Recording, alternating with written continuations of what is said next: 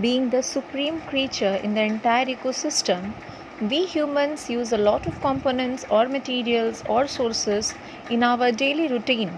It can be water or air or energy resources or fossil fuels. These sources are utilized to their maximum extent to gain profit.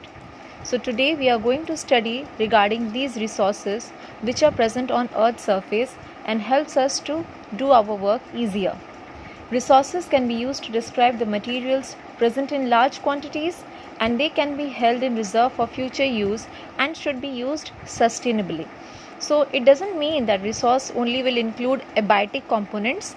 We are having biotic components also as resource. You must have heard in big companies they have got a section called human resource, where they place you under such categories where your maximum output can be portrayed in the quality which you have the best, that can be reflected. So today we are going to see the division of resources. It can be living or non-living based on, like if it is a living resource, it can be forest, it can be wildlife or microbes used for variety of manufacture of medicines, etc. Or it can be abiotic or non-living component like your land resource, water resources used for hydroelectricity, air resources, fossil fuels, mineral ores, etc. Apart from that, there is another category that is renewable or non-renewable. So if you go to the renewable category, these are the resources which have the capacity to get replenished or renewed by themselves naturally. For example, water, soil, living organisms, these are the examples of renewable resource, and they do not decrease considerably because of overuse of humans. They can be renewed from time to time. Whereas non-renewable resources are those which cannot be renewed or takes a very long time to get renewed. For example, coals or fossil fuels, petroleum, minerals, etc. Now, on this basis, you are having questions involved like differentiate between renewable natural resource and non-renewable natural resource.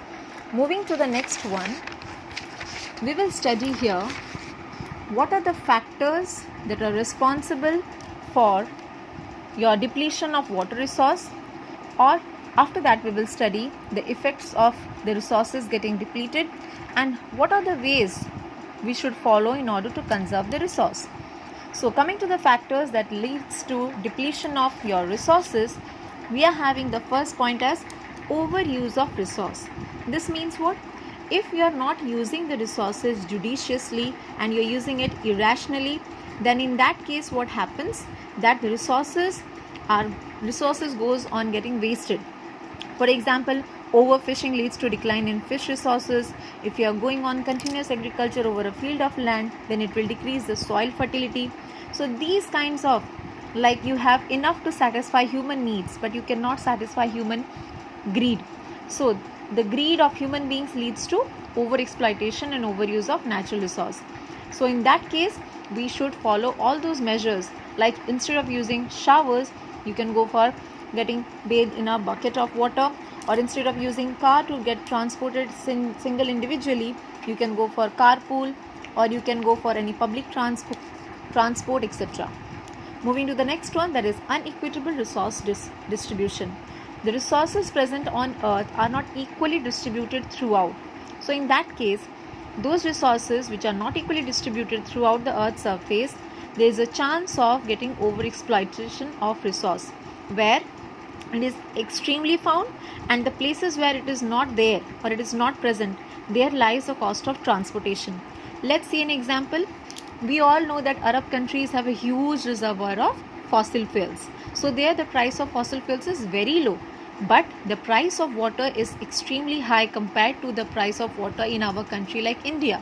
So see, the resource where it is present extremely, there the price is very less, whereas the resource which is not present, the price is high. So since there is non-equitable distribution of resources, we should use them properly so that each and every individual gets the maximum out of it. Coming to the next one, that is technological and industrial development. We all know that we are progressing day by day. We are developing in the fields of technology, in the fields of industries. Day by day, new machines, new kind of gadgets are being released. Now these development in science and technology has developed new products and established more amount of industries. Now if the industries are set up, they will definitely demand for resources, they will definitely demand for minerals, fuel, water, electricity, land, etc.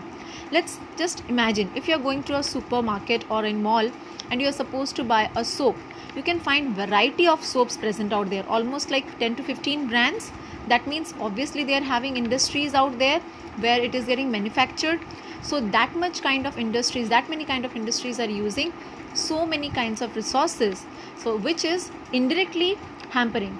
That doesn't mean we will stop the industries, but we should use those resources, or we should ask the industries to follow all the norms so that it uses the resources up to its maximum.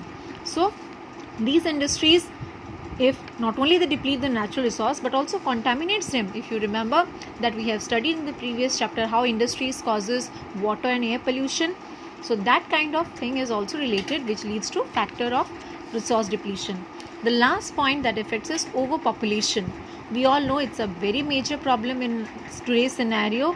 The unprecedented growth in population is one of the most important cause of resource depletion, because when the population increases, the demand for shelter, fooding, clothing, electricity, transportation, or demand for any kind of products, these all are having high amount of demands which uses the resource at a maximum way. If you are demanding more for food, then people are going for more cultivation of agricultural field. They're using more pesticides, more insecticides and all to increase the productivity, which is indirectly hampering the soil fertility. And at the same time, the infrastructure development also causes changes in land use pattern, and also due to increase in population, we are having high amount of demand for the fossil fuels, and there is more generation of waste, which causes a lot of harmful effects, which we have studied in waste generation chapter. Now moving to the next one, as said, we will study regarding the effects, that is consequences of resource depletion. These 4 consequences which we are going to study, like imbalance in nature, shortage of materials, struggle for existence and slackening of economic growth, these are all related to human population. So in exam, if question comes, what are the consequences for resource depletion with respect to human population, we are going to write these 4 points. And if the question comes, what are the effects of resource depletion with respect to environment, we will study the next 4. So let's focus the first one, that is imbalance in nature. We all know due to human activities like transportation, mining, industrialization, deforestation, the entire ecosystem is at stake, and increase in these all kinds of human activities or anthropogenic activities has led to global warming and change in the rainfall pattern. And when temperature increases, wildlife, which is very much sensitive to climate, slowly the animals are getting extinct. Due to change in climate pattern or overuse of land, desertification, that is conversion of land to deserts, has occurred. And at the same time, when we are continuously going for deforestation, there is soil erosion, floods, droughts, less absorption of water, or at the same time release of toxic gases like carbon monoxide and all are being threatened. So in that case, here we have to see that due to improper use of resources, there is imbalance in nature. Moving to the next one, we are having shortage of materials. We all know that due to increase in population, the resources since are limited, there is chance of getting shortage of materials. Now, why is it so? Because of various human factors like industrialization, urbanization, overpopulation. In your book, you can see it's mentioned that soil formation takes 200 to 1000 years. Fossil fuel generation takes millions of years to form, and wood generally takes 15 to 20 years. Now, if at this present rate we are using the resource in such a way, then there is a chance that in the next 50 years the crude oil would vanish, and in the next 200 years the coal resources won't be there. So it's high time we take proper initiatives to take proper precaution measures in order to have proper use of resources. The next third point is struggle for existence. We have all heard about survival of the fittest. In that case, each and every organism needs to struggle in order to survive in this competitive world. So there is struggle between humans, there is struggle between human and environment, human beings and animals, and most of the times we humans win because we destroy the natural habitats of the species. We go for encroachment, that means we occupy the land of the animals and start creating our man-made resources, and which is why these animals have to migrate either, or they have to face the danger of extinction. So this is the reason why we humans are surviving because of our manpower, whereas animals are being threatened. The next one is slackening of economic growth. We all know that the growth of a country is highly dependent on the resource it has. More the resources, more is developed the country.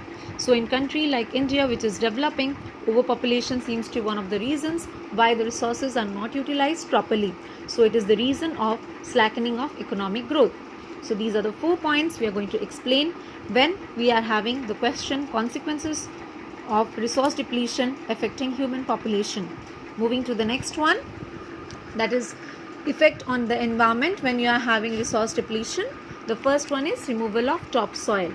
We all know the topsoil is highly productive in nature. It is generally fertile, rich in humus, and provides all the necessary nutrients to the plant. So since the topsoil layer is the most productive and fertile layer of the soil, it is generally destroyed due to deforestation or faulty agricultural practices, heavy rainfall, and maybe due to human construction activities, which is why it is highly essential we should take immediate steps in order to conserve the top fertile layer of the soil, which is necessary for plant growth. Moving to the next point, that is deforestation or cutting down of trees, which not only results in rise in temperature or global warming, but also causes less rainfall or irregular rainfall, soil erosion, decrease in the soil productivity, loss of habitat or loss of flora and fauna, at the same time biodiversity also. The third point results in desertification, that is creating desert-like conditions. It may be because of excessive pollution caused by industries or by man-made activities, or soil erosion, intensive and rigorous cultivation because of production of crops at a higher rate, or excessive use of fertilizers which causes salination of soil or increase in salt concentration. So these all causes no scope of growth in any vegetation till the soil conditioning is done. That means if we do not allow the soil to renew itself or replenish its lost nutrients, then the soil becomes barren. The last point is your groundwater depletion, which says that since groundwater is the only source of pure drinking water after rainwater exists, so in order to for that, excessive use of groundwater causes decline in the water table, and finally what happens, slowly the water table decreases. There is danger of caving in the ground due to the vacuum created by the resource of depletion of water. Okay, so moving to the next question, that is your conservation of resources. How can we conserve the resource? So if we see the first one, whatever the causes were there, we have to take immediate steps to stop it. For example, instead of using non-renewable resource, we should go for renewable resource. Like nowadays we are using hydroelectricity or hydropower, even we are using biofuels for generation of vehicles. At the same time you are using solar power, wind energy, tidal energy, or you can use geothermal energy. It not only reduces the pollution but also saves the fossil fuels like coal and petroleum, which take millions of years to form. Moving to the next one, use of alternative resources. It can be CNG, that is compressed natural gas, or biogas, biofuels. It can be hydrogen gas or any kind of alcohol based product like ethanol or methanol used as a source of energy in rural areas. Rather than that, we can go for biofertilizers or biopesticides instead of chemicals, which not only causes harm to the soil salinity, at the same time destroys the flora and fauna. So biofertilizers and biopesticides are a very good resource, a very good way in order to conserve the soil fertility and maintain the balance of pH level. Then we should stop all the activities causing deforestation. It can be anything like your construction activities or transportation or construction of roads, railways, etc., or industries, building, etc. So these all should be stopped, and we should start plantation programs, which is highly necessary in today's scenario if you want the environment to get proper way of like maintaining the temperature, at the same time climate, to have even rainfall, etc. Then we should start afforestation programs not only in cities but also rural and forest areas like social forestry or agroforestry. We should go for 5R policy. Yes, 5R, because before that we have heard about 3R policy like reduce, reuse and recycle. Now we are having 5R, that is refuse and recover. So these kind of R policies should be used. You should go for carpool rather than going for individual vehicles. You should use public transport, and then you should go for unnecessary use of resources. You should use a resource, for example, you should stop soil erosion by not cutting the trees and controlling overgrazing. You should stop unnecessary wastage of water and stop all the causes leading to water pollution. We should go for rainwater harvesting, which is a very important way in order to conserve and recharge the groundwater. So these are the ways in which we can save the resource. So this is entirely based on how we should conserve the resource, how we should use them judiciously. At the same time, we should reduce the effects and reduce the factors that has caused depletion of resources. Moving to the next point we are having is poverty. We are all familiar with the term poverty. Now this is generally lack of basic needs. Okay,